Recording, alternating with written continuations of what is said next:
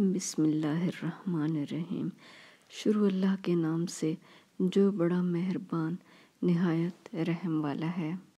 دوستو، ہمارا آج کا موضوع ہے آداب ماتم۔ خوشی اور غم دو ساتھی ہیں۔ جس طرح انسان خوشی میں بے اعتدالی کرتا ہے، غم کی حالت میں بھی وہ اعتدال سے گزر جاتا ہے۔ عربوں میں فخر و غرور اور جہالت اور وحشت کی وجہ سے تعزیت اور ماتم کی عجیب عجیب رسمیں قائم ہو گئی تھیں۔ فخر کا خیال موت کے بعد بھی نہیں جاتا تھا، اس لیے اظہار فخر کے بہت سے طریقے جاری ہو گئے تھے۔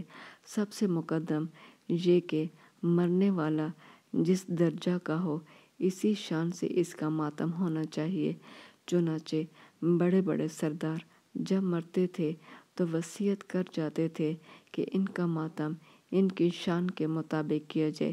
ایک شاعر اپنی بیوی سے مرتے وقت کہتا ہے، جب میں مر جاؤں تو میرے لیے میرے درجہ کے موافق رونا اور میرے لیے گریبان کو چاک کر ڈالنا، منہ پر تھپڑ مارنا، چھاتی کوٹنا، سر کے بال کھول دینا عام رسم تھی، اور شعراء اس کا فخریہ اظہار کیا کرتے تھے۔ آپ صلی اللہ علیہ وآلہ وسلم نے ان رسوم سے نہایت سختی سے منع کیا۔ آپ صلی اللہ علیہ وآلہ وسلم نے فرمایا، جو شخص گریبان پھاڑتا اور گالوں پر تماچے مارتا اور جاہلیت کی طرح چیختا اور چلاتا اور بین کرتا ہے، وہ میری امت میں سے نہیں، یعنی یہ میری امت کے کام نہیں ہے۔ حضرت جعفر طیار سے آپ صلی اللہ علیہ وآلہ وسلم کو نہایت محبت تھی۔ ان کی شہادت کی جب خبر آئی تو ان کے خاندان کی عورتوں نے نوحہ شروع کیا۔ آپ صلی اللہ علیہ وآلہ وسلم نے منع کرا بھیجا، وہ باز نہ آئیں۔ دوبارہ منع فرمایا، جب پھر نہ مانے تو آپ صلی اللہ علیہ وآلہ وسلم نے حکم دیا کہ ان کے منہ میں خاک بھر دو۔ یہ بھی فخر میں داخل تھا کہ میت پر کثرت سے رونے والے ہوں۔ اس بنا پر دور دور سے عورتیں بلا کر لائی جاتی تھیں۔ رفتہ رفتہ یہ رسم مبادلہ کے طور پر داخل مراسم ہو گئی تھی، یعنی کسی میت کے لیے کسی خاندان کی عورتوں سے نوحہ کیا ہے تو اس میت کے خاندان پر گویا یہ ایک فرض ہوتا تھا جس کا ادا کرنا ضروری تھا۔ ایک دفعہ ایک خاتون نے آپ صلی اللہ علیہ وآلہ وسلم سے پوچھا کہ وہ کون سی بات ہے جس میں ہم کو آپ کی نافرمانی نہیں کرنی چاہیے۔ آپ نے فرمایا، یہ کہ نوحہ نہ کرو۔ وہ بولیں کہ میرے چچا نے جب انتقال کیا تو فلاں خاندان کی عورتیں آ کر روئی تھیں، ان کا یہ فرض مجھ کو ادا کرنا ہے۔ آپ صلی اللہ علیہ وآلہ وسلم نے منع فرمایا، لیکن وہ کسی طرح نہ مانے۔ بالآخر ان کے بار بار اصرار پر آپ صلی اللہ علیہ وآلہ وسلم نے اجازت دے دی، لیکن وہ خاتون آپ صلی اللہ علیہ وآلہ وسلم کا اصل منشا سمجھ گئی تھی، اس لیے پھر کبھی کسی کے نوحہ میں شریک نہیں ہوئی۔ دستور تھا کہ جب کوئی مر جاتا تھا تو عام منادی کراتے کہ لوگ کثرت سے ہیں۔ اس کو عربی میں نعی کہتے ہیں۔ آپ صلی اللہ علیہ وآلہ وسلم نے اس سے بھی منع فرمایا۔ حضرت حذیفہ جب مرنے لگے تو فرمان نبوی کی اس قدر احتیاط مد نظر تھی کہ وصیت کی تھی کہ میرے مرنے کی کسی کو خبر نہ کرنا۔ میں نے آپ صلی اللہ علیہ وآلہ وسلم کو اعلان مرگ سے منع کرتے دیکھا ہے، اور شاید خبر کرنا بھی اعلان میں داخل ہو۔ جنازہ کے ساتھ نوحہ اور ماتم کرنے والے چلتے اور دیے جلاتے۔ آپ صلی اللہ علیہ وآلہ وسلم نے حکم دیا کہ جنازہ کے پیچھے کوئی آگ اور راگ نہ لے جاؤ۔ راگ سے مقصود کفار ہند کی طرح گانا بجانا بھی ہو سکتا ہے۔ تب یہ مطلب ہوگا کہ جنازہ کے پیچھے کوئی آگ اور باجا نہ لے جائے۔ ایک دفعہ آپ صلی اللہ علیہ وآلہ وسلم ایک جنازہ میں شریک تھے۔ ایک عورت انگیٹھی لے کر آئی، آپ نے اس کو منع کیا۔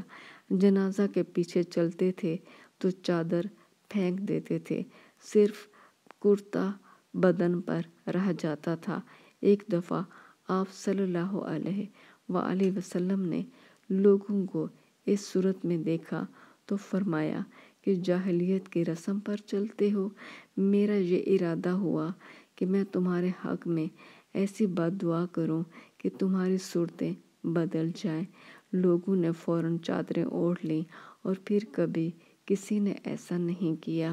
آپ صلی اللہ علیہ وآلہ وسلم نے سوگ کی مدت بھی مقرر کر دی اور فرمایا کہ کسی مومن کے لیے یہ جائز نہیں کہ 3 دن سے زیادہ کسی کا سوگ کرے، البتہ بیوہ کو 4 مہینے 10 دن سوگ کرنے کا حکم ہے، جس میں وہ کوئی رنگین کپڑا نہ پہنے، خوشبو نہ لگائے اور نہ کوئی اور آرائش اور زیبائش کرے۔ کسی عزیز کی موت پر آنکھوں سے آنسو نکلنا فطرت کا تقاضا ہے، برا نہیں، لیکن زور زور سے چیخنا، چلانا، بین کرنا منع ہے۔ آپ صلی اللہ علیہ وآلہ وسلم کے صاحبزادہ حضرت ابراہیم نے جب وفات پائی تو آپ صلی اللہ علیہ وآلہ وسلم کی آنکھوں سے آنسو کے چند قطرے نکل آئے اور فرمایا، اے ابراہیم، ہم تیری جدائی سے مغموم ہیں، لیکن زبان سے وہی نکلے گا جو رب کی مرضی ہے۔ آپ صلی اللہ علیہ وآلہ وسلم نے فرمایا، مردہ پر اس کے رشتہ دار کے رونے سے عذاب ہوتا ہے۔ صحابہ اور محدثین کے درمیان اس حدیث کے مطلب میں اختلافات ہیں۔ جس بات پر سب کا اتفاق ہے وہ یہ ہے، عرب میں جیسا کہ پہلے معلوم ہو چکا، لوگ فخر و غرور کے لیے حسب حیثیت ماتم کرنے کی وصیت کر جاتے تھے۔ اسی وصیت کے مطابق اسی پر رونے سے اس کو عذاب ہوتا ہے۔ ہمدردی کا تقاضا ہے کہ جب کسی مسلمان کے گھر میں کوئی موت ہو تو مناسب ہے عزیز، دوست یا محلہ کے لوگ اس کے ہاں کھانا بھیجیں، کیونکہ غم کے سبب سے اس کے گھر میں کھانا پکانے کا سامان مشکل ہے۔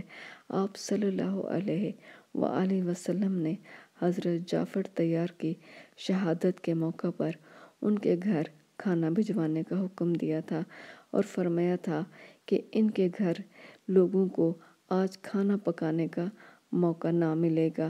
ایک مسلمان کا فرض مشکلات میں صبر اور اللہ تعالیٰ کی طرف رجوع ہے۔ صبر اور دعا دفع غم کا وہ نسخہ ہے جس کو قرآن نے مسلمانوں کے لیے تجویز کیا۔ صبر کا موقع حادثہ کے شروع ہی میں ہے، یہ نہیں کہ شروع میں خوب رو پیٹ لیا جائے پھر آخر میں مجبوری کا صبر کیا جائے۔ آپ صلی اللہ علیہ وآلہ وسلم نے ایک عورت کو جو اپنے بچہ کی موت پر رو رہی تھی سمجھایا، مگر وہ نہیں مانی۔ بات کو جب اس کو معلوم ہوا کہ آپ صلی اللہ علیہ وآلہ وسلم تھے تو معذرت کرنے آئی اور صبر کا کلمہ ادا کیا۔ آپ صلی اللہ علیہ وآلہ وسلم نے فرمایا کہ صبر صدمہ کے شروع ہی میں کرنا چاہیے۔ اللہ فرماتا ہے کہ اچھے مسلمان وہ ہیں جب ان کو کوئی مصیبت پیش آئے تو کہتے ہیں ہم اللہ کے لیے ہیں اور اسی کی طرف لوٹ جائیں گے۔ اسی لیے مسلمانوں میں دستور ہے جب غم کی کوئی خبر سنتے ہیں تو انا للہ و انا الیہ راجعون پڑھتے ہیں۔ یہ آیت سورہ بقرہ کی ہے۔